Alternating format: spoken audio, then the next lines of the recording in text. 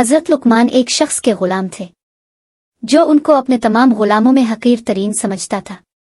वो अमीर अपने गुलामों को बाग से फल तोड़ने के लिए भेजा करता था।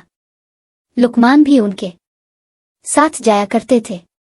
वो बज़ाहिर सियाफाम थे, लेकिन बेबातिन बड़े नेक सीरत और दानिशमंद। दूसरे गुलाम तोड़े हुए फलों में से अक्सर खुद खा जाते थे।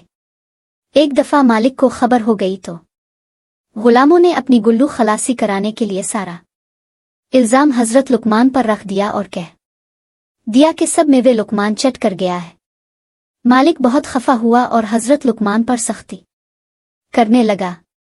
चूंकि वो तहकीक किए बगैर हजरत लुकमान से बदगुमान हो गया था, उन्होंने इससे अर्ज किया कि मालिक, खियानत करने वाला शख्स खुदा के सामने रहमत का उम्मीदवार बनकर नहीं जा सकता। लिहाजा मुनासिब यह है कि हम सब की आजमाइश की जाए, वो इस तरह के हम सबको पेट भर कर गर्म पानी पिलाइए, फिर एक जंगल में सवार है कर घोड़ा दौड़ाइए और हम सब आपके घोड़े के साथ दौड़ें। फिर आपको मेवा चुराने वाले बदकार का पता चल जाएगा। मालिक ने इस तरह किया और तमाम गुलामों को गर्म पानी पिलाकर चक्कर के साथ एक बड़े मैदान में खूब दौड़ाया।